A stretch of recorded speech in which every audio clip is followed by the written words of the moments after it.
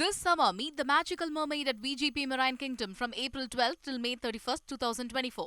பாஜக தனது தேர்தல் அறிக்கையை வெளியிட்டிருக்கிறது. சங்கல் பத்ரா அப்படின்ற பெயரில் இந்த தேர்தல் அறிக்கையை வெளியிடப்பட்டிருக்கிறது. பாஜகவுக்கு சித்தாந்த ரீதியாக ஒரே நாடு ஒரே தேர்தலை நடத்தணும், அதே போல் பொது சிவில் சட்டத்தை அமல்படுத்தணும் அப்படின்ற விஷயங்கள் எல்லாம் பாஜக இந்த தேர்தல் அறிக்கையில் கூறியிருக்கிறது. இதனை தவிர்த்து பொது வாக்காளர் பட்டியல் அறிமுகம் செய்யப்படும். 2025 வருடம் பழங்குடியினர் கௌரவ தினம், மக்கள் மருந்தகத்தின் மூலமாக 80% மலிவு விலையில் மருந்துகள் வழங்கப்படும். ஆயுஷ்மான் பாரத் திட்டத்தின் கீழே 70 வயதுக்கு மேலே இருக்கக்கூடியவங்களுக்கும் திருநங்கைகளையும் அவங்களையும் கொண்டு வருவோம். அந்த திட்டம் விரிவுபடுத்தப்படும். 3 கோடி பேருக்கு இலவச வீடு வழங்கப்படும் என்ற அறிவிப்பும், இந்த இலவச உணவு தானிய மஞ்சுகளோ கொடுக்கக்கூடியது 80 கோடி பேருக்கு போது இது இன்னும் 5 ஆண்டுகளுக்கு நீட்டிக்கப்படும் என்பது உள்ளிட்ட அறிவிப்புகள் வெளியிடப்பட்டிருக்கிறது. நம்முடைய மூத்த பத்திரிகையாளர் திரு கோலகல சீனிவாஸ் அவர்கள் இணைந்திருக்கிறார். சார் வணக்கம். பாஜகவுடைய தேர்தல் அறிக்கையை எப்படி பார்க்குறீங்க? ரொம்ப ஒரு பிராக்டிக்கலான அறிக்கை. மக்களை கவரணுங்கிறதுக்காக செயற்கை எதுவும் சொல்லலை. இப்போ வருஷத்துக்கு 1 லட்சம் உங்களுக்கு டெபாசிட் கொடுப்போம், 2 லட்சம் அள்ளி விடுவோம் அப்படிலாம் சொல்லவே இல்லை. ரொம்ப பிராக்டிக்கலா என்ன சாத்தியமோ அது அவங்க சொல்லியிருக்காங்க. ஏற்கனவே அவர்கள் செய்து காட்டியதை இன்னும் விரிவுபடுத்தி இருக்காங்க. இப்ப எடுத்துக்காட்ட அந்த உணவு தானியம் அதெல்லாம் இன்னும் அடுத்த ஒரு 5 வருஷத்துக்கு கொடுப்போம் அப்படின்னா அது முடியாத காரியம் இல்லை. ஏற்கனவே நடைமுறையில இருக்கு. இருந்தது இன்னும் 5 இயர்ஸ் அப்படிங்கிறப்போ சாத்தியம் இல்லாத இவர் சொன்னார் அப்படிங்கிறது எதுவும் கிடையாது. அதே போல ஆயுஷ்மான் பாரத்தை விரிவுபடுத்தி இருக்காங்க. அதெல்லாம் மக்களுக்கு ரொம்ப தேவையானது.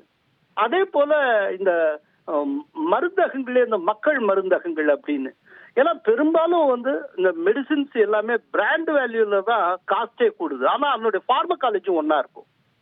இப்போ ஒரு பாராசிட்டமால்ல எல்லா பாராசிட்டமாலும் ஒண்ணுதான், ஆனா பிராண்ட் எல்லாம் அது அதிகமா இருக்கும். நீங்க அந்த பிராண்ட் இல்லாம உங்களுக்கு அந்த பாராசிட்டமால் தான் தேவைன்னா மக்கள் மருந்தகத்துல போனா பாராசிட்டமால் நீங்க நார்மல் கடையில என்ன கிடைக்குதோ அதுல 3ல் 1 பங்கு விலைக்கு வாங்கிக்கலாம். இந்த மாதிரி விஷயத்துல ப்ரமோட் பண்ணிருக்க ரொம்ப பெரிய விஷயம். இதெல்லாம் முன்னாலேயே செஞ்சிருக்கலாம் காங்கிரஸ் கவர்மெண்ட்ல மற்றலையும். இன்னைக்கு நீங்க ரெகுலரா உங்க மெடிக்கல் எக்ஸ்பென்சஸ் எவ்வளவோ அதை இந்த மக்கள் இதன் மூலமா வாங்கினீங்கன்னா கிட்டத்தட்ட ஒரு 2ல் 1 பங்கு குறையுது. இதை நான் பிராக்டிக்கலா உணர்ந்திருக்கேன். ஏன்னா நிறைய மெடிசின்ஸ் ஒரே பார்மகாலஜிக்குள்ள தான் வருது. சோ இந்த மாதிரியான விஷயங்கள், அதே போல சில விஷயங்கள் அவங்க சொல்றதுல உறுதியா இருக்கிறத அவங்க காட்டுறாங்க.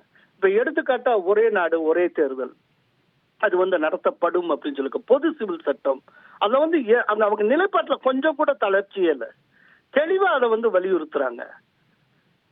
இந்த மாதிரியான விஷயங்கள். அதே போல இவங்க ஜாதிவாரி கணக்கெடுப்புன்னு சொல்றப்போ அவர் ஏற்கனவே சொல்லி இருந்தார் இல்லையா மோடி, ஜாதினா 4 தான் எங்களை பொறுத்தவரை, ஏழைகள், விவசாயிகள், இளைஞர்கள், பெண்கள். இப்போ அந்த 4 தான் மையப்படுத்தி அவரை கொண்டு போறாரு. அதே போல இவங்க இவர் வந்துட்டாருன்னா கான்ஸ்டிடியூஷனே மாத்திடுவார் அப்படின்னாங்க. இன்னைக்கு அவர் உள்ள நுழையிறப்ப அந்த கான்ஸ்டிடியூஷன் புக்குக்கு மாலை போட்டு உள்ள போறாரு. அம்பேத்கர் சிலைக்கு மாலை போட்டு தான் போனாரு. சோ அவங்க சொன்னதுக்கு ஒவ்வொன்றுக்கும் அவருடைய செயல்பாட்டிலே பதில் இருந்தது. பட் இது பிராக்டிக்கலா இருக்கு அப்படின்றீங்க. அதை தாண்டி ஏற்கனவே இந்த 10 ஆண்டுகளை செஞ்சதனுடைய நீட்டிப்பு, எக்ஸ்டென்ட், விரிவுபடுத்துறதா இருக்கே தவிர புதிய திட்டங்கள் என்ன இருக்குன்ற கேள்வி இருக்குல்ல. இப்போ ஏற்கனவே கொடுக்கப்படக்கூடிய அரிசியே நீட்டிக்கப்படுது, முத்ரா கடன் இருக்கு, அதனுடைய இலக்கு மாற்றி அமைக்கப்படுகிறது அப்படின்னு ஏற்கனவே இருக்க திட்டத்தை தான் எக்ஸ்டென்ட் பண்றாங்க. ஸோ இதை கம்பேர் பண்றப்போ காங்கிரஸ் உடைய அறிக்கையோ இதெல்லாம் எக்ஸ்ட்ரா புதிய விஷயங்கள் நிறைய இருக்குல்ல. புதிய விஷயங்கள் நிறைய இருக்கலாம், ஆனால் செயல்படுத்த தகுதியானதா, அதை செயல்படுத்த முடியுமா? இன்னைக்கு இருக்கிற பொருளாதார சூழ்நிலையில மானாவாரியா எல்லாருக்கும் 1 லட்சம் 2 லட்சம் அள்ளி விட முடியுமா? நீங்க சொல்லிட்டு போயிடலாம். ஒண்ணும் இல்ல, ஒரே ஒரு விஷயம் சொல்றேன். இப்போ 1 லட்சம் சொல்றாங்க இல்லையா காங்கிரஸ், பெண்களுக்கு 1 லட்சம்னு. போன தடவை நியாயம் அப்படிங்கிற பேர்ல 72,000 சொன்னாங்கல்ல, வருஷத்துக்கு 72, மாசம் இவ்வளவு ரூபா போடுவோம், 6,000 நினைக்கிறேன். சோ வருஷத்துக்கு 72,000 போடுவோம் தானே காங்கிரஸ் சொன்னாங்க. மக்கள் நம்பினாங்களா? சோ இதே நேரத்துல மோடியும் மாசம் இது பண்றாங்க, மொத்தம் 2000 பீரியடுக்குள்ள போட்டு வருஷத்துக்கு 6,000 போடுறாங்க. ஆனா சாத்தியமாகுது, கண்ணுக்கு முன்னால பாக்குறாங்க, கிரெடிட் ஆகுது, விவசாயிகளுக்கு தெரியும். ஆனால் நீங்க 72,000 அள்ளி விடலாம், சாத்தியமா? இப்போ அந்த மாதிரி அள்ளி விட்டு கர்நாடக அரசு திணறி கொண்டு இருக்கிறது. எங்க இருந்து பணம் கிடைக்கணும்? நோட்டு அச்சடிப்பீங்களா? எங்க சார் இன்னைக்கு இருக்க பொருளாதார நிலையில் அப்படிதான் சாத்தியமா? 140 கோடி பேர் மக்கள் இருக்கக்கூடிய ஒரு தேசத்துல ஓட்டு வாங்குறதுக்காக எது வேணாலும் சொல்லிட முடியுமா? சோ இதுல எனக்கு இருக்க பெரிய பலம், இதுல வந்து பிஜேபி தேர்தல் அறிக்கையில இருக்கக்கூடிய ஒரு பெரிய பலமா நான் பார்க்கிறது, மக்களை ஈர்க்க வேண்டும் என்பதற்காக அள்ளி விடாத ஒரு தேர்தல் அறிக்கையாக இருக்கிறது. ஓகே, உள்ளது உள்ளபடி ரொம்ப ஆனஸ்டாக இருக்கிறது. இது ஒரு நேர்மையான தேர்தல் அறிக்கை. நன்றி திரு கோலாகல Srinivas. This summer, meet the magical mermaid at VGP Marine Kingdom from April 12th till May 31st, 2024.